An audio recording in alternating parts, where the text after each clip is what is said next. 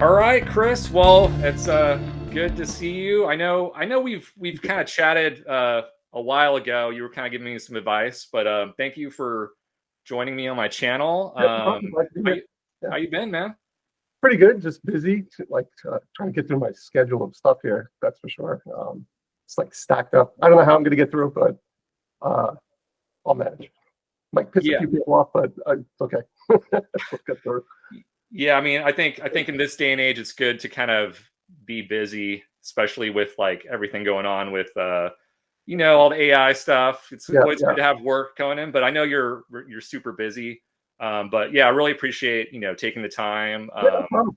No problem. And I've always, obviously big huge fan of your work. The fact that you've been so humble and you were able to like reach out and give me advice and like just you're kind of proving the never meet your heroes thing wrong at the moment All because right. you're really cool Yeah. and I really You'd be appreciate it. surprised. And You'd be but surprised. Illustrators are just living in a room by themselves, most of them. Um, yeah, it's just regular people. It's nothing special. I don't. I just I do book covers. That's what I do. I don't think it's anything like super amazing or anything. I just well anyway. I think I messed that part of the interview up. I don't know if you edit this I or like whatever. your I like you this super humble like that. Yeah, But anyway, yeah, just to kind of start this off, like when did you kind of start doing book cover illustration? Have yeah. you always wanted to do book cover, or was it something that you did that sort of led into the career Um, path? yeah. So I started off. I was always into sci-fi. My dad was big into sci-fi. So every Saturday morning, I'm watching cartoons with him. And back in the '70s, of course, there were a lot more sci-fi cartoons, and Planet of the Apes was huge, and Yeah. Star Trek was huge, and so my dad was like way into that. So I think my interest in sci-fi started there, and then of course, I saw Star Wars in the movie theaters when I was like 5, and that changed everything right there. So that at that point, I think I wanted to be an actor. I wanted to be. I just imagined myself filling out the role for Luke Skywalker. It's like, yeah, I'm going to apply for this. As a kid, I get a picture in this, but I was always drawing even back then, and I didn't think about doing it for a living until, well, actually, I thought I was going to get into comics when I was about 10 years old. And then, so I was always drawing comics with my friends and never finished anything. I'd always get like 2 pages in and then it would just like kind of trail off. And, Yeah. we didn't plan a story. We were just like making it up as we were going along. But so then I went over to my uncle's apartment when I was around 11, and I saw Frank Frazetta stuff. He Oh had the yeah. book. My uncle was drawing too. Yeah, he was always like doing little copies of Frazetta, studying his stuff. And once I saw that, that was it. I was like, this is what I want to do. And then, yeah, from there, I just got into the usual guys, the TSR guys, like Keith Parkinson, Larry Elmore, Clyde Caldwell. I was that whole scene, Jeff Easley. That was a huge influence on me, especially Larry Elmore and Keith Parkinson. And then from there, I was just living sort of in a dream world of, I'm going to make it. I'm going to do it somehow. Get a job doing this for, a living for the rest of my life. And my family was just like, whatever, just go be a cop or carpenter. My grandfather was a carpenter. He's like, just come work for me. So yeah, I was just not cut out for that stuff. And I really felt like the only skill I had, probably like a lot of artists, is that this is what you have to do in order to survive in the world. So there was really no choice.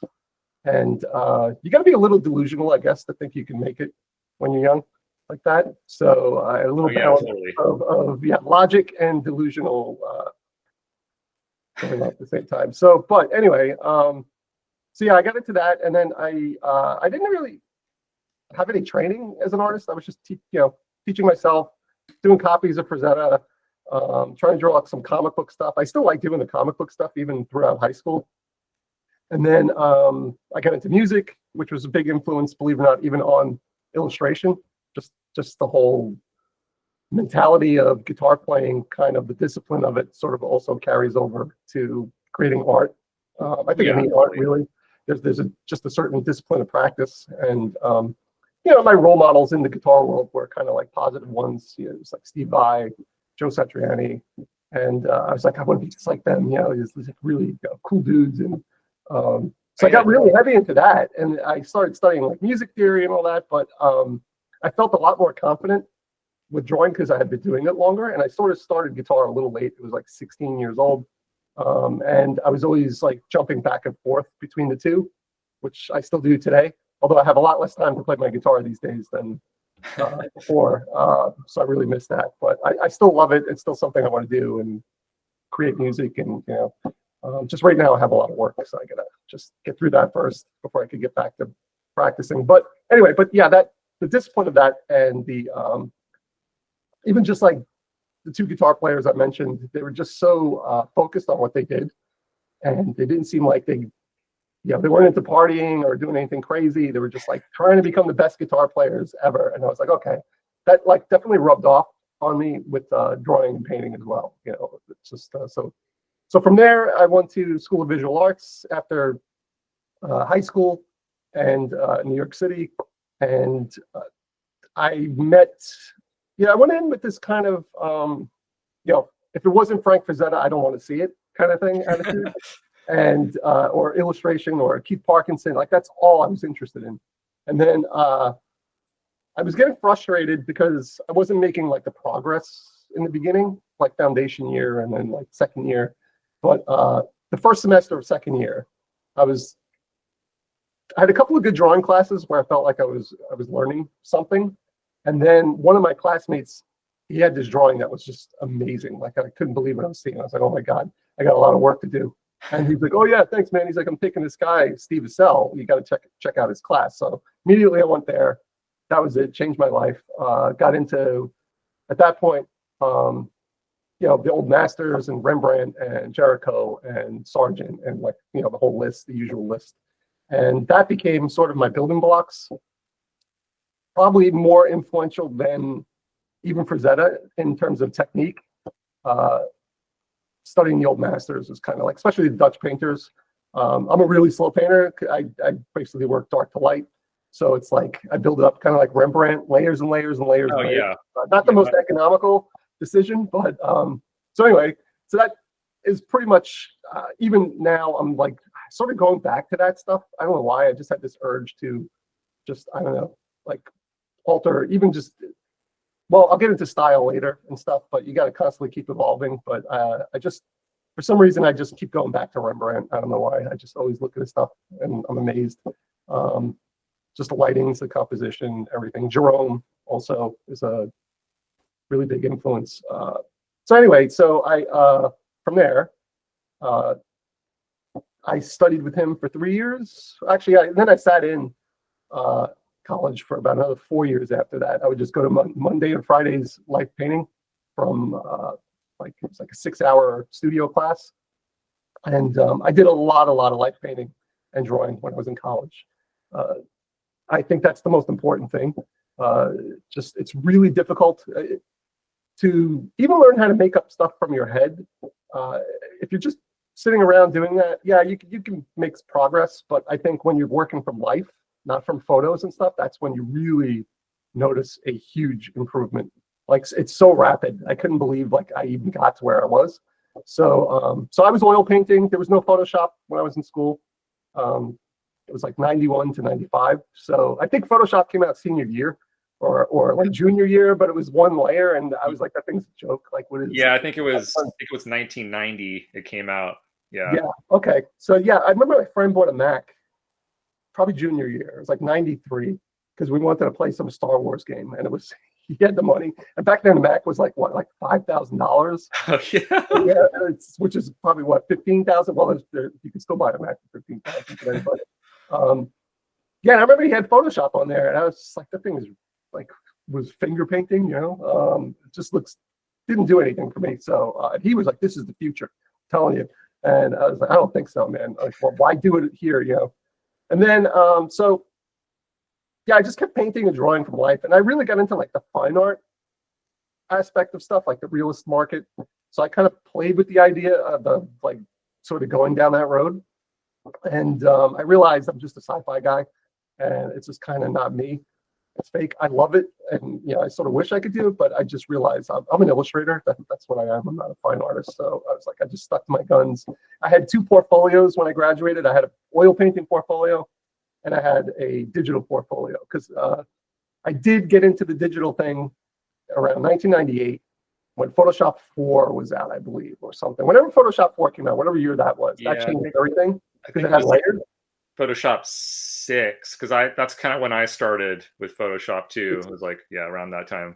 Yeah, so it had layers, and that changed the game completely. But the market was still like, the art directors are very apprehensive towards that. Like, they still wanted the traditional thing because that's what they knew, that's what they worked with.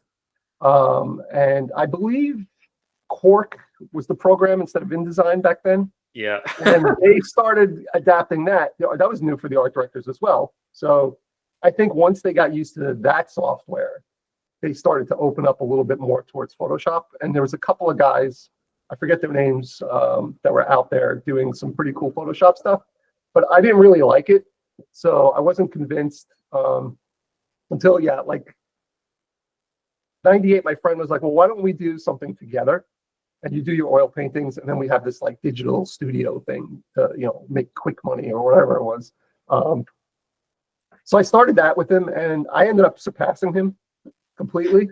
And he was slacking off and stuff, and I was just like, oh, I kind of really got into Photoshop at that point, just like messing around with the idea that I was not going to take it too serious, and it ended up becoming my main thing. So that at that point, that's when I built the second portfolio, which was digital, and my oil painting portfolio. And my oil painting portfolio was not ready when I graduated school. I had like 2 pieces finished, and I had a bit of a rough senior year, but I stuck with it. And that's one thing, any students watching this, not everybody's ready when they graduate. So you sometimes have to just keep working on your stuff. And I feel it's important to stay in the loop. So keep in contact with your art friends, take some art courses somewhere. And that's great because you have online to keep yourself going. Before you had to like go somewhere. Oh yeah, I mean, energy, like you have access to all this stuff now that just didn't exist when I was an art student. So so at that point, I started taking around my 2 portfolios, and it was like probably around 99 or 2000. That's when I was like I had my oil painting portfolio was complete. And I remember going to Penguin. I remember going to Random House and Avon Books, which is Macmillan. I forgot what they changed. I think they're Voyager now or something. They changed the name a couple of times. And all the art directors looked at my stuff. They loved it. They were a little confused because I had 2 portfolios of oil painting. And then I remember I went to Tour Books, and the art director, Irene Gallo, at the time, she was like, she looks, oh, I really like your stuff. She's like, do you want to do oil painting more? And I was like, well, I kind of like the digital stuff too. And then she's like, I kind of like the oil painting or something like that. It's like 20 years ago, I remember 25 years ago. And she just closed my book. And then same thing, I would go to the other art directors, Penguin. They're like, oh, really nice stuff. And then they just close the book and give it back to you. And this is back in the day where you could like call the art director. And I stopped by, and they were bored. So anybody stopping by, they got a little, I guess, excited to give them a break from the usual, just sitting in a little room by yourself. So I met with art director at Random House, and he liked the digital stuff, I remember, but he didn't hire me. And then the art director at Penguin I didn't know which way she wanted to go, but she also just was like, oh, your stuff's great. Here's your book back. And then I'm like, okay, I'm waiting. And then like a year goes by, actually. And it's like, I get a phone, I'm like thinking to myself, oh man, I'm going to have to go work somewhere at a company. And I had a friend working at Blue Sky at the time. And he was like, oh, Chris, why don't you come do color keys? And it's just going to be you and me. We'll do color key art for the movies and stuff. It'll be really cool. And I'm like, well, it's not really my style. But I started considering it at that point when I was struggling to get work.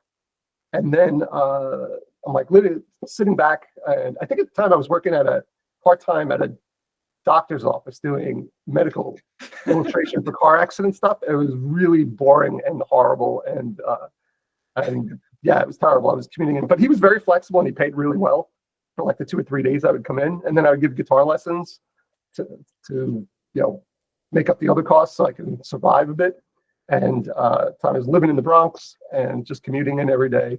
And finally, I was sitting in that doctor's office. I remember thinking about my life, being depressed. I had a really massive headache. And then and my phone rings, a little cell phone, little Nokia thing, and I see it's the Penguin number. I pick it up right away, and it's the art director there. And she's like, "Chris, I got a job for you. You available?" And I was like, instant headache went away, instant everything. So, and yeah, she gave me my first job, and she's like, "But I want you to do oil painting." She's like, "I don't want digital stuff." So I remember I did this portrait called The King, and it was a little bit of a panic because actually the day I sat down to start that painting, it was 9/11, and I remember sitting there. I had the thing on my easel, and I had the computer on, and was it AOL was going off, the messenger on there. My friend was like, I can't believe what happened. And I'm like, what happened? And I looked and I was like, oh my God. So that put that on hold a bit, but they still needed the piece because life goes on. Yeah. And they were like, don't worry, you're late, whatever, just get it in as soon as you can because we still have a print date for it. So I did that. So that was a traumatic painting.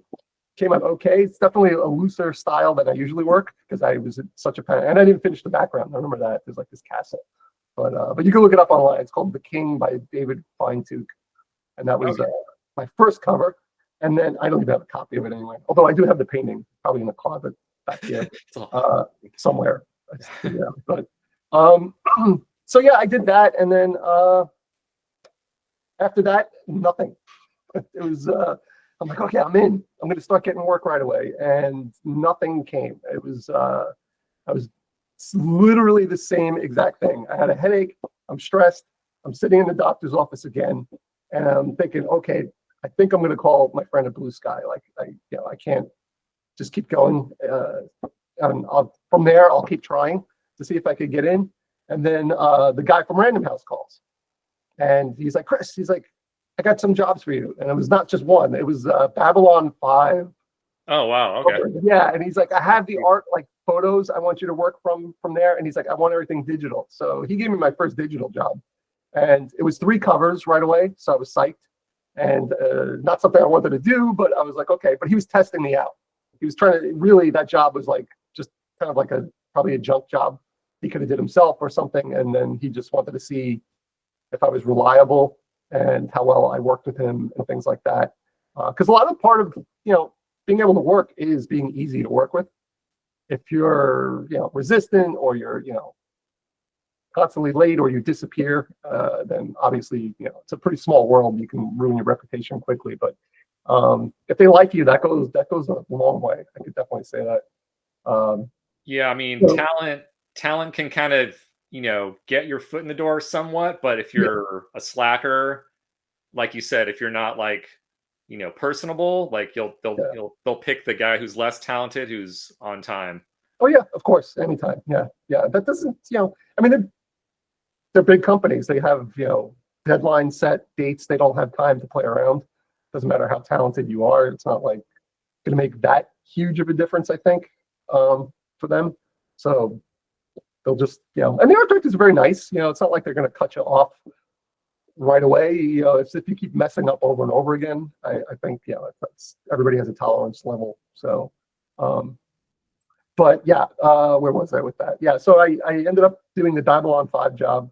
And then after that, those 3 covers, nothing. It was like the same thing. I'm like, oh my God, I can't believe I'm going through this again. And at this point, it's like 2002. So then I think, I don't remember exactly how it happened, but I started getting work, like maybe it was like 4 jobs one year. Then the next year was like 6. And I got an agent around, 2002, 2003. And my friend, Dorian, I was out with him at lunch, and his dad is Boris Vallejo. Oh, okay. Oh yeah. So Dorian was my classmate. I got a print of Boris's work right here. So actually, Dorian was a huge influence. I mean, well, I'll rewind the clock back a bit. It was like when I was in school, probably 92. Dorian had graduated like 1990. He's like 4 years older, but he was sitting in like me for the next 4 years, going to basically free, life painting and drawing classes. And again, also with him, I remember seeing there's like a quick drawing class. It was like a 20-minute pose thing. And his drawing just blew everybody's away. And I was like, oh my God, man, this guy is like, who is this guy? He looks a little older. And then I found that he graduated. So it made me feel a little better that he was a few years ahead of me. But when I saw that, and then slowly, I can't remember how we became friends. I think maybe there was somebody was talking about Frazetta, and then he bumped into the conversation a little bit. So that was an introduction. Oh, that's right. And then I went to the bathroom. It was life painting class at Steve Assell, my main mentor. And I came out and I came back in, and Dorian was like looking through all my stuff, my sketchbook. And he was trying to take my seat because I had a really good one. And he's like, "Oh, hey, man." I was like, "Can I help you?" he's like, "Oh, yeah, your drawings are really awesome, man. Really good job." He's like, "Great." And then that was it. And then, so I was like, kind of, who's this guy's problem? And then we just started talking, and then slowly we became friends, like really good friends. So like one of my best friends now. But yeah, he was a huge influence on me because he would come in with these paintings that were just incredible. Like, he took like the realist thing to a whole other level, just with his reference gathering. So I really, it had a big effect on learning to plan your piece out properly. And he was like the master at that. Like he just, man, it was incredible how he would put his reference together. I remember even he did this painting of this like water creature, and that's very difficult to paint, right? Like a lot of specularity, making that stuff up. It's just never going to always look right. So he actually sculpted out this thing, and he got some weird plastic resin clear thing, and he poured it over it and emptied out the clay. And then he had this little monster model he made. And then, he just light it up with his lights and shoot it, and boom, he had like references. He was going to these levels, extreme levels, getting stuff that I hadn't seen anybody do before. Like I knew they were using reference and things, but not like that. So yeah, that was a really big influence on me. So I was like, okay, that's what I got to do. And I think he affected a lot of the other students in my class as well. And yeah, he was already well ahead of the game, because his dad, he saw what it took and what you had to go through to actually get work and stuff. And it was really cool too, because we had a teacher that also told Dorian, you got to like do your own thing, get your own reference, which is important. And of course, Dorian just, at some point didn't look anything like his dad's stuff. He found himself as an artist through his reference gathering and his style of, photography and everything that he would do to get reference for his paintings. So anyway, but I forgot why I backtracked with Dorian. Where were we going? It's one thing about interviews, right? You forget what you're talking about. Yeah, the search for more work, I guess. Yeah, that's right. So actually, yeah. So Dorian, his dad. That's right. We were out. That's right. And his dad was like, "Oh, you got an agent? Cool." He's like, "He'll get your work maybe in like 6 months or a year or something." I'm like, "What?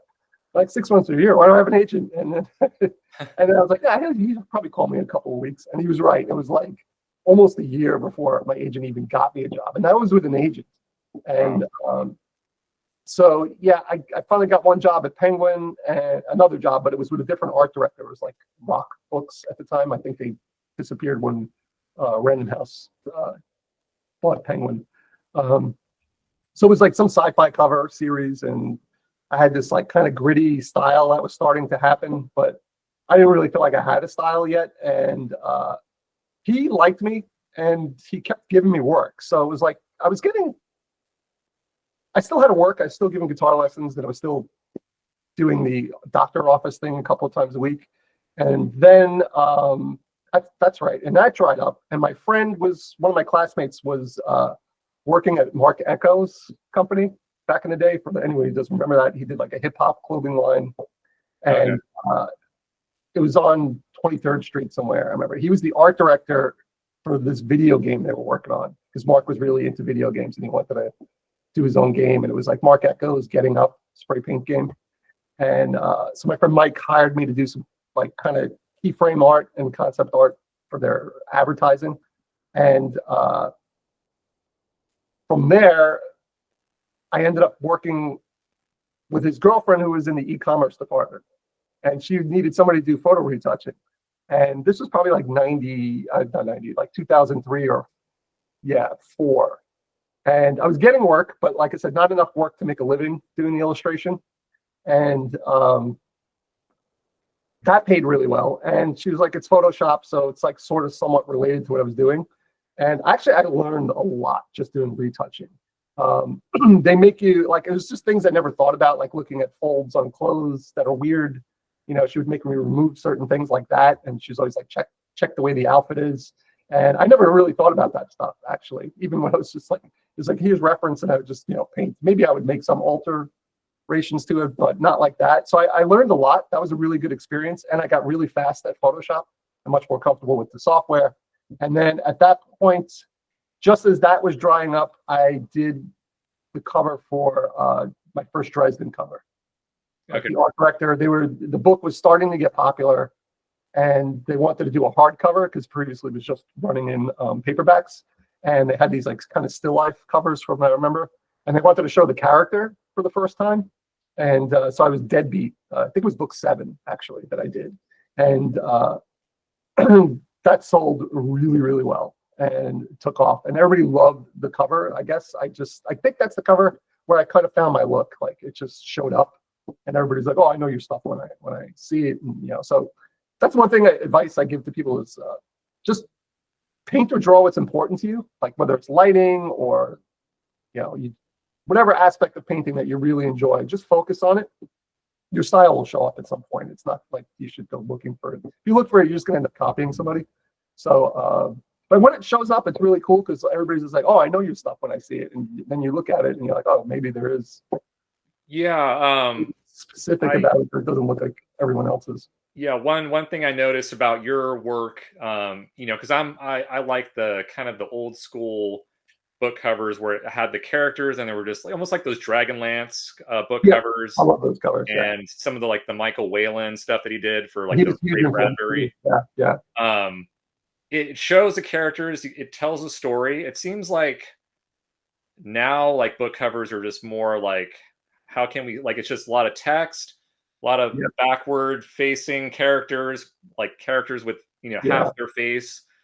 And that's one thing I appreciate about your work. It's like, it's very classic and it's almost like retro in a good way. Like it's like, I try to actually style.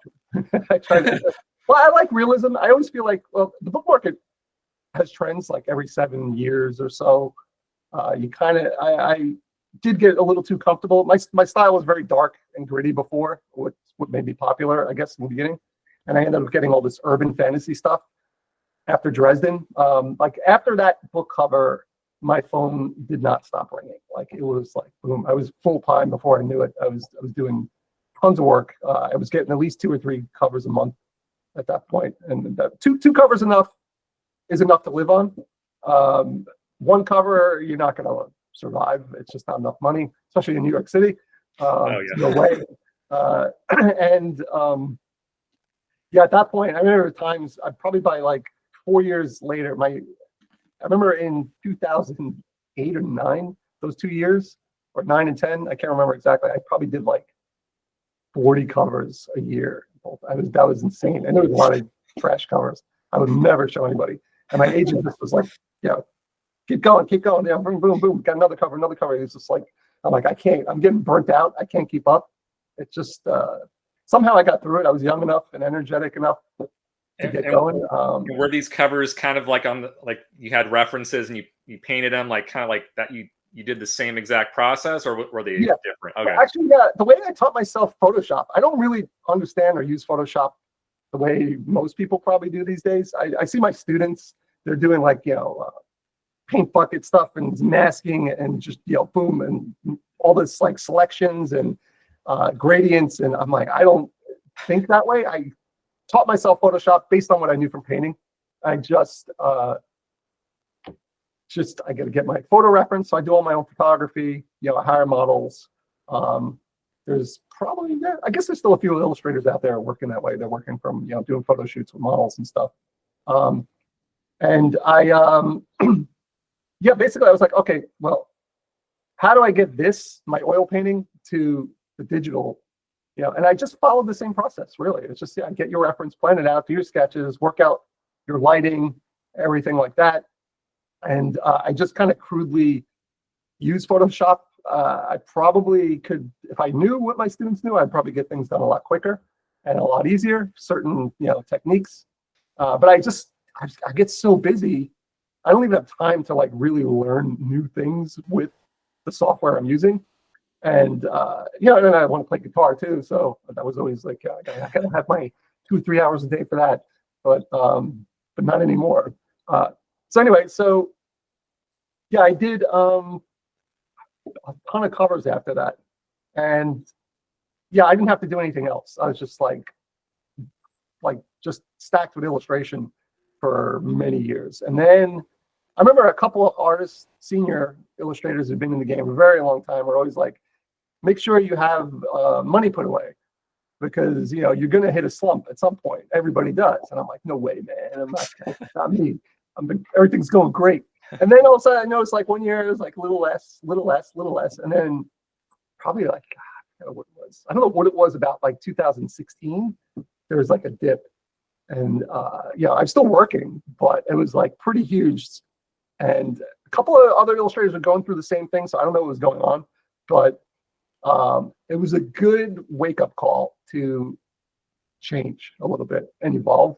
So I started shifting my style at that point, using more brighter colors. I don't know if this had the effect, but about a year later, everything went off again. And I'm like crazy busy to the point where I can't keep up at this stage still. But yeah, it gave me a chance to like kind of a little downtime to experiment, which I didn't have the ability to do before, because I was just constantly working on covers. And then I just needed a little bit of life, so I'd go out at night, take advantage of my neighborhood. I live in East Village, so it's like blow some steam off, come back the next day, and then do the same routine.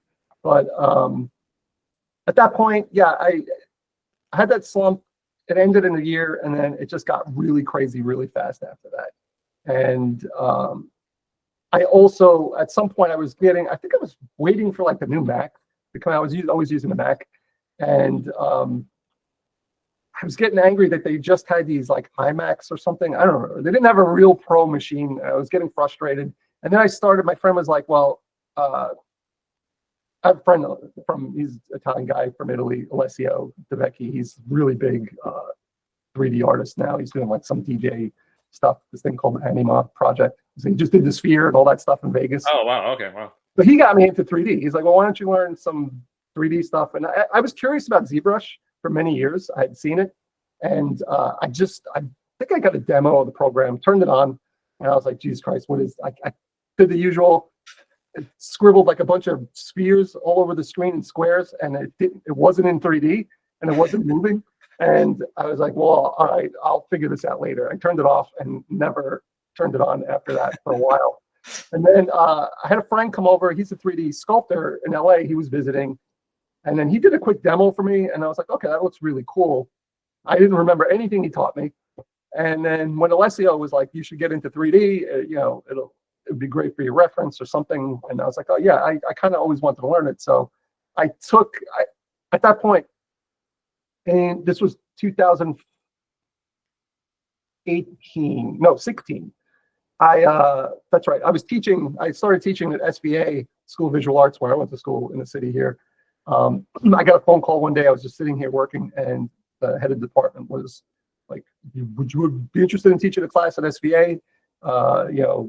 We could use somebody like you to teach them to do, I don't remember what the class description was at the time, but so I was like, yeah, sure, why not? It's like 10-minute walk, and it gets me out of my apartment, instead of just sitting on book covers. And it's actually kind of good to meet the students, because one thing I will say, you will get a lot better, a lot faster. Like if you're in a slump, go teach some classes somewhere as an illustrator. You'll get better. The students will push you, because if you're not that good, or you look like a fool in front of them, they're definitely going to call you out. So I try to be on top of it. Both my students want to embarrass myself, basically. It was a very good decision to teach. I think it really helped me improve as an artist dramatically, actually. So I started teaching there in 2014, and then I had free classes for continuing ed. So I was like, oh, somebody's teaching a ZBrush class. So I took that class, and it was pretty good. It got me over the fear of using it, and I could actually turn the program on and not, I knew how to make it work. Doesn't look like a math equation. Yeah, it was a 2D, 2.5D program, and I remember it like a long time ago at like one of these computer conventions at the Javits Center, and it was just like, yeah, you can paint, and it had shadows, and I was like, oh, that's cool. I don't know what the hell to do with it, but at some point, they became a 3D sculpting software. So I started learning that, and I used it. I was like, okay, let me try this. I did a dragon head, I remember, and a little bit of the body for a couple of covers. And then I did like this. Actually, the first one was this alien head for this kind of 1970s retro sci-fi thing, like classic cop with his alien partner who's new. And oh yeah, I think I've seen that artwork. Yeah. On your but that was the first time, and the author had this crazy description of this alien. I was just like, it's like, how the hell am I going to do that without making it look too silly? But anyway, it was a really fun piece, and I didn't know much. I just sculpted this gray alien head, and then I just colored it and painted over it in Photoshop and did all the texturing in there and stuff.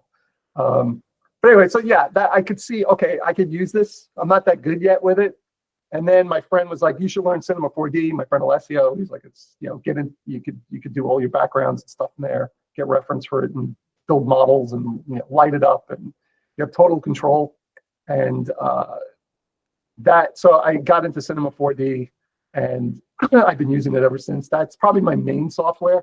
I do use ZBrush for certain things, like the Dune piece. I sculpted out that alien. I think I showed you on Instagram. Yeah. So I do a lot of that, and I'm still not that great with all this software because I don't have the time to just sit down and go through it all thoroughly. So I do a lot of cheating with it and just use it to get enough reference for my pieces. But it has changed everything, and I'm able to do backgrounds like I've never been able to do before, like get angles and lighting, and I have just total control over all that stuff, which is great. Before I would go out, photograph things, and it's very limiting because whatever time of day it is, or you try to go out when the sun is nice, or and you can't really get angles that you want all the time, and then you have to try to match that with your photo shoot with the model, and if something's off, you just got to live with it and try to make it work or reshoot. And now it's like with the Cinema 4D, I can just readjust my background until it matches my photo shoot perfectly. So it's been really like kind of liberating for me as an artist, illustrator. Yeah. So I want to get better with that stuff. I see these guys on ArtStation, using Blender and similar softwares, and it's just like mind blowing how good they are. Yeah, it's like, man, it's really hard to go back to just using stock photos or taking your own references when you can kind of manipulate 3D. Because even some of the stuff that I do now, how is this angle going to look? And you can adjust the camera lenses so you can make it super wide. You can make it kind of almost like micro lens where everything's kind of blurred, but the center, so it's just endless. But yeah, trying to go back to how you used to do things, it's like there's no way back. And now I'm trying to kind of learn, more ZBrush, more Blender, because I feel sculpting, because I can draw and stuff like that, but I don't practice enough where I kind of got really good. But with 3D and sculpting, it seems like it's more natural to sculpt than to actually draw. For me, at least, sculpting. I paint like a sculptor. I kind of I don't think in terms of lines when I'm painting. I basically just block in lights and darks, and it's kind of I feel like I'm using clay basically. And I remember my teachers when I was learning to paint in school. He was like, "Oh, you should do some sculpting," because it's just he would always kind of talk about his painting is like molding clay. And you're laying the light on with the clay, and then you're just kind of building forms. So I work. ZBrush to me was natural, and I think the cool thing about ZBrush is it uses your drawing skill. If you can't draw, you don't know your anatomy. I mean, your sculpts are not going to look good. But the other stuff, like Blender, you don't necessarily have to know how to draw using that, right? It's more mechanical, and it's your scene builder. And when you're box modeling, it's a little different, right? But ZBrush is like the great thing, you're using the tablet and you're sculpting characters and stuff. So that's the fun thing I like about ZBrush. I'm more comfortable with ZBrush, but I should get better at modeling with like Blender and Cinema 4D and yeah. ZBrush is definitely more intuitive because I did both. Yeah, but like Blender does have a sculpting tool, and it's introducing a lot of like cool like or brushes and things like that. Yeah. But definitely ZBrush is this more like you can just start sculpting right away. Blender's a little bit more, you have to kind of do all the little dials, and it's a little more mathematical, I guess. Yeah, that interface is crazy, ZBrush. Yeah. Yeah, I mean, all those 3D programs are just like freak. Even like DAZ 3D, which I use, is like when I first started, I was like, what the hell does this do? I mean, it took years just to kind of figure out what this does, what that does, and eventually you're like, okay. Yeah, especially coming from 2D mindset, learning the 3D thing, man, that's like a head trip. Just the language they use is different. Everything about it is different. And then when you get into something like Cinema 4D or Blender, like I said, it doesn't care if you know how to draw or paint. Like I thought, because I'm a painter and I could draw and I could do all this stuff, I would get really good at it really fast. And then no, it's not. It's much more like you're saying. It's a lot more mechanical, and thinking in 3D space is different too. It's just not when you're drawing, it's always just at that one angle. I always forget in the beginning. I was forgetting to like turn my model around. And then when you turn it to the side, you're like, ooh, like that looks pretty. Look great from the front, but it is. I actually recommend it, even if you're just painting, to learn. It's going to help you, especially if you're trying to learn anatomy too. I think ZBrush is great. You can do all that crochet stuff and learn a lot more. And it's cool that you can like turn it around and look at it, and gives you more of a three-dimensional take on 2D drawing. It's a great tool. I think as a young artist, I would say if you're going into anything sci-fi, fantasy related, especially video games and movies, which is what a lot of my students want to get into these days, you have to learn 3D. I don't think there is any other way around it. It's just so integrated into, especially because of Blender, it being free and pretty easy to use. It's just it worked its way into the 2D world pretty heavily. I think it's should be required, kind of almost at an art school to learn something like that for a 2D department, or at least a pretty heavy option. It's just the two worlds have joined. That's pretty much it. Yeah, I think also the industry's so changed now that like maybe 20 something years ago, if you were just say an illustrator, that you could just get a job doing that. But now it's like these job descriptions, it's like, oh, do you know 3D? Do you know video editing? Do you know social media? Oh yeah, I hear that with the art directors too. Yeah, they want to know video editing and like all the younger art directors coming in, the requirements, the list is a lot longer. I mean, when I was getting into illustration, it was so much simpler. And there was no concept art. Like that was a complete West Coast thing. Like you were in California if you were gonna get into movies and stuff, or matte painting. And I guess they didn't really call it even concept art back then. It was just, I don't know, movie art. Something.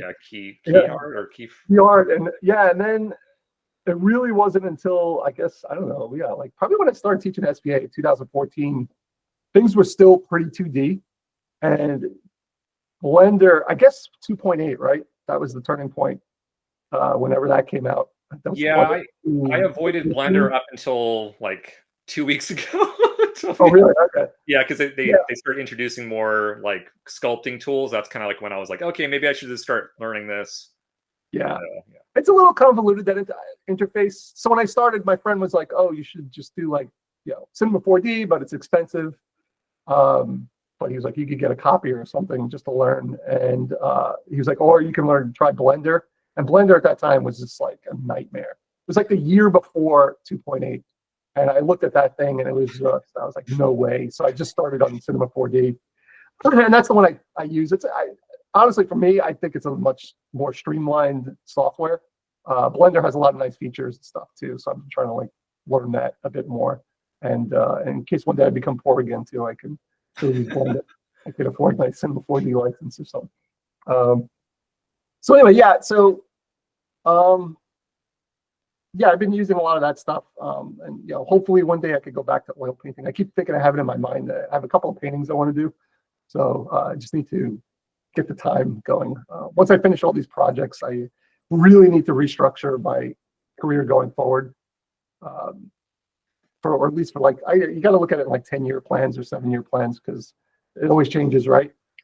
Yeah, yeah. In that time frame, like things just shift so heavily. So yeah, my next 7 years, what am I trying to do? It's definitely a collector's market right now in the illustration world. You got all these collectible books and stuff like that, and those are actually pretty fun to do. So I would like to kind of just move myself more in that camp, and still do the book cover stuff too, but just kind of lay back on it a bit and have a little, hopefully, extra time for myself to do some other stuff.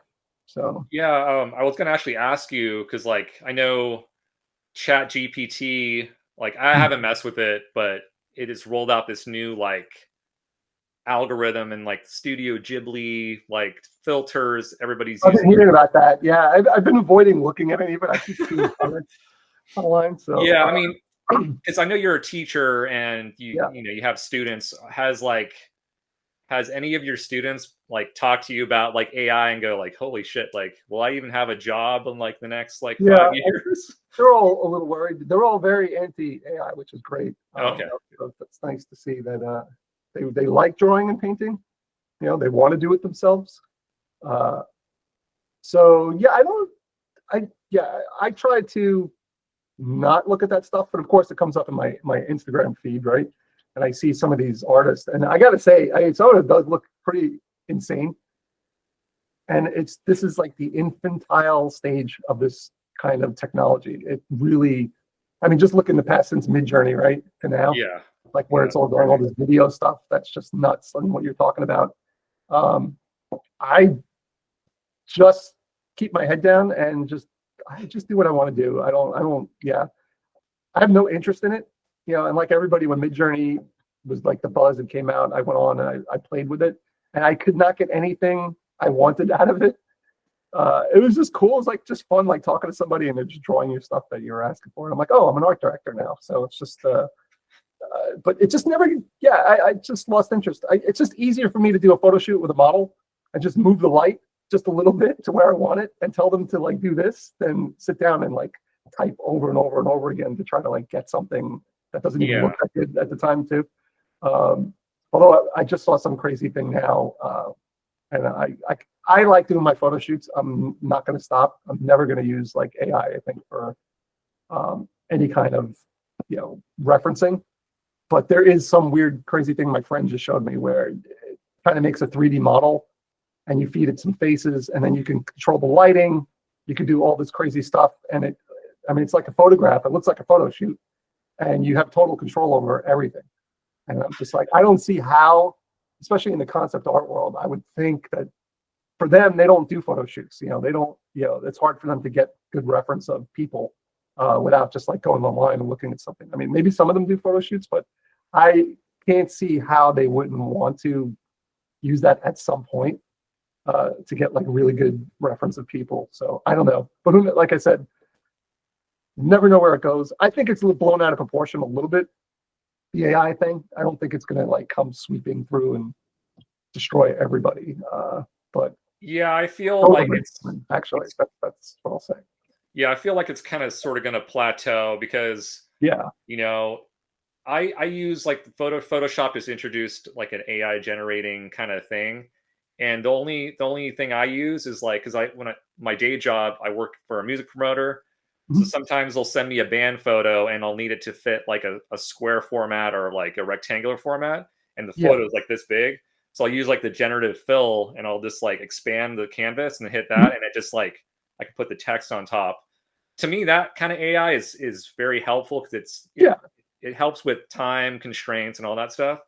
But when someone just uses it, like it's usually the non-artists too, like people who have yeah. no ability, they just render or they prompt something and it's like, hey, I made this. And it's like, No, you no, you didn't. didn't. It's like, probably ripped off like 10,000 artists on Google, so Yeah, yeah. yeah. it's yeah, I don't know where it's all going with that stuff, but it does remind me of something in like the when I was in high school, like the late '80s. That was really I was in a band, my high school buddies, and my dad was like, "Oh man, you guys are done. You guitar players are finished." He came out like walking out of the room, and me and my friend are sitting like I don't know, I think we were just jamming, and we're like, "What are you talking about?" He goes, "There's this new keyboard that sounds just like a guitar. So all you guitar players are finished." And so we started laughing at him, and he was like, "Oh," he got really angry. And he's like, "Yeah, keep laughing, pal." He goes, "You know what's going to happen?" He's like, "In like another 20 or 30 years, you're going to see a guy on the stage with a computer and all these people in the audience clapping and paying all this money to go see a stupid computer play." And I'm like, yeah, we were laughing so hard. And then, yeah, here we are. It's actually fast forward, EDM yeah, is like the number like, one oh my music. God, yeah, it actually happened. So I kind of think of it that way, but did EDM destroy everybody? No. Like, and did the keyboard ruin guitar players forever? No, actually, guitar is probably as big as it always was these days. Got all these crazy shred guys now and stuff. So maybe AI is like that. I guess I don't know. It's going to find its place somewhere, doing certain tasks, and yeah. I think you kind of have the right idea, like kind of planning ahead, like you going back into oil painting. Because I feel, even me, like I'm starting to dabble more into like traditional art, and I think there's a little bit more incentive, like for someone to pay you money if it's like a painting that you painted yourself. It's not a computer image. It's not a file. Yeah. And I think that'll never go away. I think people always want real art, beyond digital stuff. And that's kind of like, how that market changed though too. Like when I was in school, there's like the fine art world, which can be very snobby, right? The gallery world, and they poo-poo on illustration, and that's like commercial art. It's like not, and then I remember in school, like even some of the professors were like, "Oh, Rosetta, this and that. It's just like commercial stuff. It's never going to be in a museum, or it's never going to sell well, or whatever." And then it's funny, my friend was like, "Yeah, well, people like us, when we make money, that's what we're going to want to buy." And guess what? Now we're all older, and we have money, and that is what they buy. They're not buying your fine art stuff as much, so it's a brutal market too, the fine art market. It's also in many ways it resembles illustration too. The galleries kind of tell you what to paint because they know it sells. Not every artist gets to have total freedom to do stuff, and it's a small niche market. I think, like again, we were talking, like I said, the collectible market, especially for sci-fi and fantasy, is where it's at. So if you have physical art, I mean, a lot of illustrators are able to resell those paintings after they do a book cover, and then they can just sell it at the LuxCon or whatever it is, and then private collectors look at the Frazetta paintings now, right? Like $6 million, $5 million. It's funny. That's people my age who have money. That's what they're interested in. They want to buy that stuff. So that's another part. Yeah, if I do painting, it's just for myself. I'm not like looking to sell anything. I just want to get it out of my system. But I do have friends in the fine art market, and it's really difficult too. So, and there's so much corruption with the galleries and stuff too in there. A lot of it's fake and kind of set up. So who knows? I shouldn't say that on camera, I guess, right? I'll edit. No, yeah, I mean, well, that's one thing with online marketing now. It's like you don't necessarily need to have your work at a gallery. You can sell your work online. Yeah, the direct. And, eliminate the middleman and do all that stuff. So I mean, it's always an option, I guess, is what I'm trying to say. Is like, you have that ability to kind of sell your art for something rather than just like have the market completely just like be oversaturated, like trying to, I guess, do stuff to stand out so you can actually still sell. But that's kind of like where I'm going with like experimenting with like abstract painting, and it's just like, oh, I can always like, maybe someone will buy this if I need like $50 or $100, but yeah, so it's about a little over an hour right now. What I always ask. Any other questions you got, let me know. Yeah. Oh yeah. Like I know you've done a lot of stuff, like a lot of big clients and probably like dream jobs. Well, what's like your dream job or your dream client that you haven't worked on yet that you'd really love to work on? I have a few I'm hoping to get to do. One is like I was saying, I really enjoy doing these collectible books. I just did, well, one dream job, which was Dune, Heretics of Dune. Oh Although it yeah. didn't turn out the way I wanted it, and I ended up having to rush everything in the end because I kept redoing the paintings over and over. I kept like recasting my characters and trying to get it right. And then before you know it, you run out of time. So I had these really big pieces I didn't get to do. I had more like spaceships and things like that. And my hard drive died on me Oh. in the middle, and I lost all my models on there. And I was like, oh my God, like I never had that happen before. So anyway, but that was a dream job, one of them. I'd never do it again if I could. But I definitely want to do Hyperion by Dan Simmons. That's like one of my favorite series of books ever, along with Dune. Those probably two. And I actually wouldn't mind doing something like Neuromancer. I really love that book as well. Like those are like the two big ones. And then anything else classic too, like Conan, Solomon Kane. Love to do something like that. Yeah, I would say those are the main ones, pretty much. Very cool. Yeah, yeah. Elric would be great too. I almost got Elric many years ago, and I don't remember what happened. It was like early on in my career. Maybe they were scared or something. But Do you ever like question your ability, your artistic ability? Like I know you've done this for a long time. Like you're like, am I good enough? Like even at this point? Yeah, well, nothing's good enough. Like that's the thing. It's just this constant self-judgment you live in as an artist, right? Nothing is ever, very rare am I like happy with something, especially at my work pace right now. It's just, I'm working very quickly. So, you know, to get all these deadlines done. So it's like, I don't feel the same way about those paintings as I do, or illustrations as I do when I get to spend the time on them that I want. But sometimes when you spend the time on them, you overdo it. So the deadline, actually, some of those paintings I had to crank out are some of my favorite ones. And the ones I spend the most time on that I really like and I thought I did a good job on, nobody cares. You know, Yep. so who knows what the public thinks? And yeah, I constantly think my stuff is just like subpar most of the time.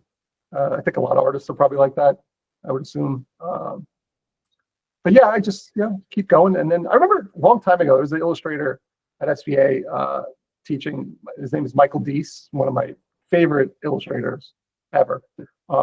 Really great teacher. And he just said like maybe 1 out of every 10 paintings he does, he's just okay with. The rest are stuck, the garbage. Like and that kind of stuck. I kind of feel like that sometimes, like maybe 1 out of every 10. They're all, I do a professional job, and that's what you try to do, and always be good. But but in the end, the fans like the stuff. That's all that really matters. So I think something is bad, everybody loves it. I think something is good, nobody likes it. It's just invisible. It just goes. Yeah. So I think I definitely that like I think it's like it's required especially if you're working in a like fast paced kind of like doing multiple jobs, like you have to sort of like not dwell on something, like you just have to let it go and move on to the next thing. The good thing too, like don't get married to your pieces too much. It's just and too emotional about it. It is a job you're doing for somebody. You're trying to help them with their vision of their character or whatever their cover is going to be. So it's commercial art, right? I'm doing something for somebody else, and to make them happy and hopefully sell their book, get some sales for them. So yeah, I try not to get too attached to it like that anymore. And especially when you're working for the bigger publishers, sometimes too they'll change a lot, ask for a lot of changes. Sometimes not so much anymore, but like I remember, 10 years ago or more, like I remember getting a lot more requests to change things around, and at the end sometimes like you would just whatever way they would package it or something, I'm like, they cut my piece up and they did this, and or they put some weird gradient over it, or and whatever. But and you got to remind yourself, it's a job. They're the ones hiring you, they're paying the money. You got to give them what they want. It's not a fine art piece for you. It's you want to do your personal stuff, work on your personal stuff, and you'll be happier with that because you have total control. But yeah, I try to remember it's a job and I'm working for somebody. So I try not to resist when they tell me things, like they kind of changes they want, I just try to do them, unless they're totally crazy and I think it's a really bad idea and it's gonna ruin it. But and sometimes they don't listen anyway, or in the past they haven't. But yeah, anyway, it's still a fun job. I love doing it. It's even though it could get stressful at times, especially when you're overloaded with work, and just even stress from not having the piece turn out the way you'd hoped. That's like a whole. I think that's like the main thing, probably. Especially as I get older, I'm getting a lot more picky about my pieces and what I put out there. I don't know why. Like as I was saying, some of my friends are too. Like as we get older, what I put out there, just everything's slower these days. I feel like I've slowed down as well too, with my pieces. But yeah, hopefully, I don't know what's going to make me happy with them, but I just try to do a good job. I don't know. Occasionally, like I said, I'm kind of happy with something, which is good. I'm okay with putting it out. I feel that's enough, I suppose. Yeah, I mean, yeah, I think, I mean, I've been struggling with that a lot lately. Like, I just been kind of like not happy with my process of like starting, Yeah. And just like not becoming what I want it to be, and that just like it kind of depresses me a little bit. Yeah. And I just have, yeah. Oh no, go ahead. Sorry. Oh no, just yeah. So it's just kind of like it's a inner turmoil that I face like daily, and it's more so like you said, like yeah, I put something out, people like it, but if I don't like it, then it's just like it feels like it doesn't feel the same. You know what I mean? Yeah. And sometimes you might like the piece in a year. like you look back at it, oh, that's actually a pretty good painting. I'm like, what was my problem with that? So just being an illustrator artist, it's just confusing mentally. You love stuff, you hate stuff, you love it, you hate it, and then you love it later, you hate it later. There's some of my old covers I was looking at that I thought were really cool in the early part of my career, and I had to open up an old folder with all my like 2006 or 7 covers. And I was like, oh my God, I can't even believe like Penguin was hiring me to do these covers. Like they're so bad, some of them. And I never want to like show anybody those things. They're terrible. And it actually made me feel bad. I'm like, man, I hope I still don't look like that. I just delete these from the history of civilization. Yeah, they're pretty terrible. But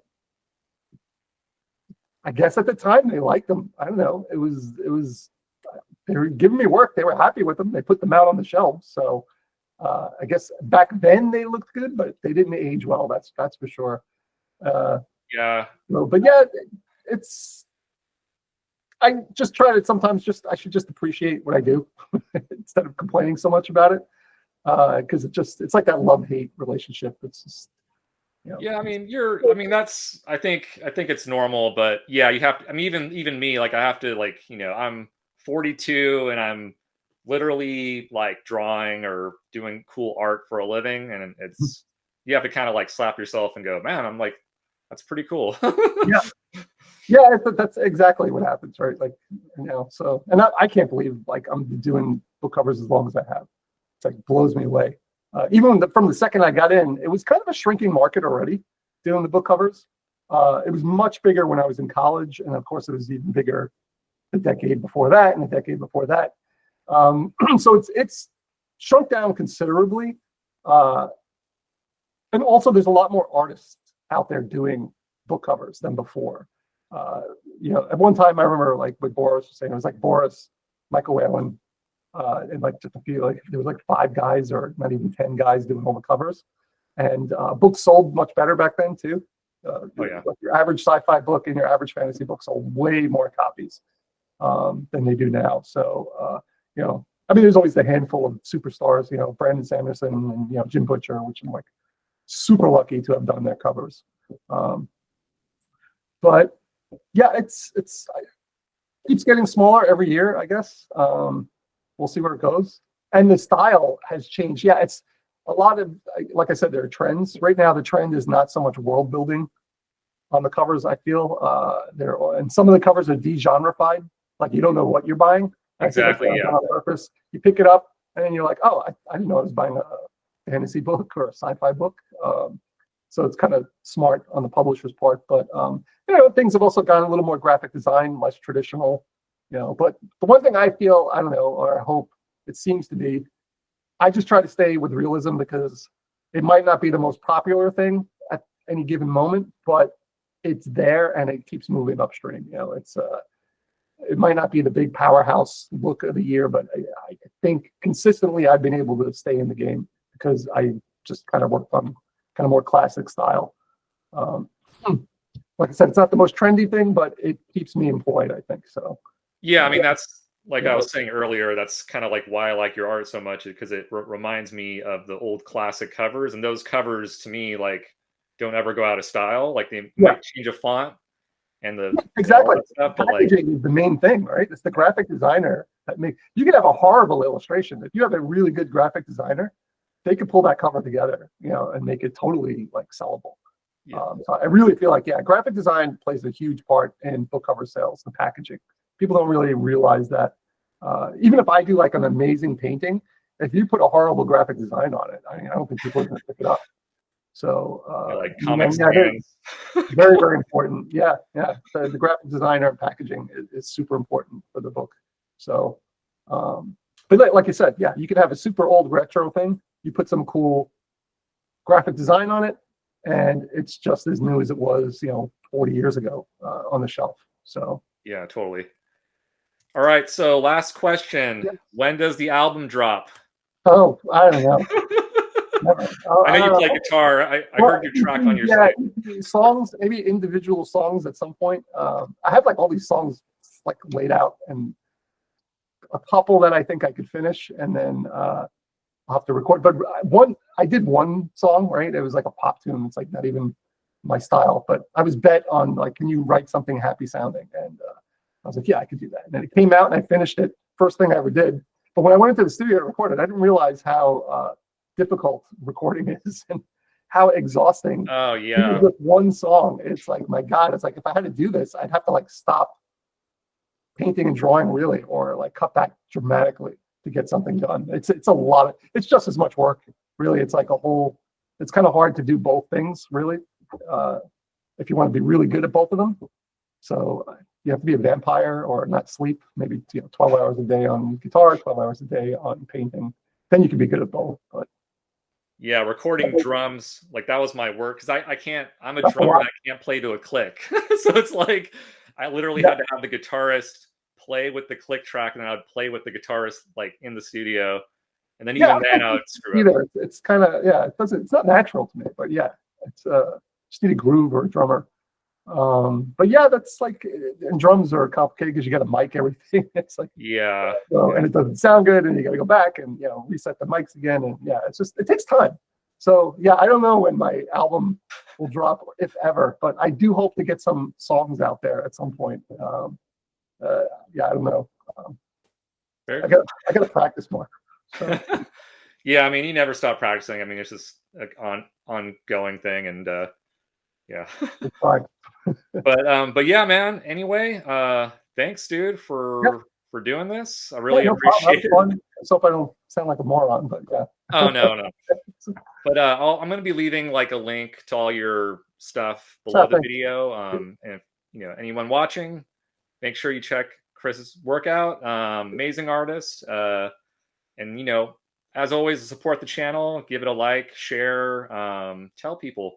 I'm just trying to thank you, just guys like you, and I have a few more artists lined up for the next few months, and it's great. Like I've been surprisingly like people have been wanting to do these interviews, so I'm like stoked. So I very, very, very rarely do interviews. I don't like doing exactly why I wanted to do it. But I think this is probably maybe my second interview I've done, especially on video. Like totally. Yeah. And that's kind of one reason why I wanted to interview you, is because you didn't have a lot of stuff out there, and I think people should know who you are, and man, it's it's been awesome. It's a lot of fun. Yeah, it's a lot of fun. Thanks.